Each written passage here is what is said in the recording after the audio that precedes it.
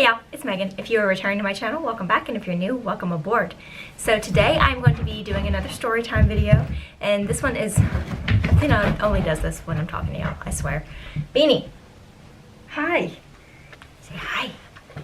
Thank you. Oh, thank you. Yes. So today is another Disney Storytime video. Today I'm talking about confusing guest interactions, things that happen that I'm just kind of like, things that were kind of confusing at the time, like why was this said? Why did this happen? That's what I'm talking about today. I'm gonna talk about three, as I usually do. There's gonna be three. The first two were kind of quick, and they're just like, why? Why is this happening? So I have talked before about the layout, for lack of a better term, of the Jungle Cruise boat, and where the skipper stands up at the front, there is a box that we call the skipper box because we're super original, and that is where there's a fire extinguisher and stuff in there, but that's where the skipper sits down during the temple section when we don't talk. So, you know, usually it's clear, we don't, no one's sitting there except for the skipper who puts their little booty on it for just that little bit of time. So it's open, and when you're standing there as a skipper, that's just kind of like right in front of you because normally you're facing your boat. So since you're facing the rest of the boat, that's what made this like very confusing, and why was this a thing. I had a family get on my boat, and they were sitting right up at the front. As most stories start off, the guests were sitting up at the front with me. It was a family of just like 4 or 5, not a huge group or anything, and they were sitting up in the front, kind of on the right side of me and the center crates. So the grandmother was sitting right in front of me on the other side of my skipper box. So my skipper box is right here, and she was just sitting right on the other side. Well, I guess they had been there for a little while. They were tired. Grandma's dogs was barking, and so she needed to get her feet up. And some of you are ahead of me. I know that it is important to elevate your feet sometimes, and especially as you get older. That does help with circulation of the legs. However, I wish she had left her shoes on, because Grandma kicked her shoes off and just pulled one of these and just stuck those doggies right up in my face and left them there. So, and I wasn't gonna be like, excuse me, can you not? So I just smiled and looked at her toes for the entire Jungle Cruise. I did not sit during the temple section because I was not trying to have her tootsies up near my butt. So yeah, that was a thing that happened, and I don't know why. So when families get on the boat, a lot of times when they have little guys that they're like carrying on, or they're, walking up to the front of the boat with them, sometimes the little guys are scared. And that's completely understandable, especially if they've never been on a boat before, because I am an adult and I am not a huge fan of boats. So I can imagine that for a young kid who has never been on a boat before, sometimes that can be scary. So a lot of times when they're walking on and the kid is scared, the parents will be reassuring them, as you do. So the parents will be saying, oh, well, we're going to see so many animals. We're going to, and they're like talking up the ride. There's going to be animals, and do you remember what noise the lion makes? And interacting with the kid to kind of get their mind off of, oh my gosh, this is scary. One family walked on, and it was not uncommon for families to come on and be like, hey, look, we get to sit right up next to the driver. Like, that's fun, right? Then the kid is like, oh, yay. Like, he was going to get to sit right there where I was steering the boat, and sometimes I would let him steer the boat. And so that kind of made it okay. But this family walks on, and they said something that I have never forgotten because it made no sense then. It doesn't make any sense now. This man walked onto my boat, and he's holding his little grandson. It was a grandpa, and he was holding the grandson, and then the grandson's parents were behind, and they're walking onto the boat.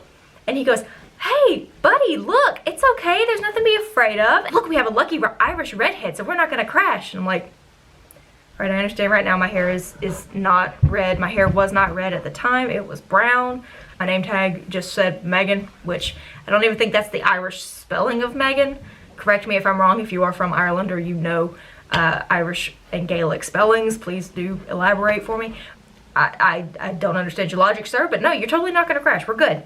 So my last little story is the most confusing to me based not on what was asked, but like how we got to that situation. The Jungle Cruise is one of those rides where you don't really need a fast pass if you go at the right times. If you go early in the morning, you can get on very easily. If you go late in the evening, you can get on very easily.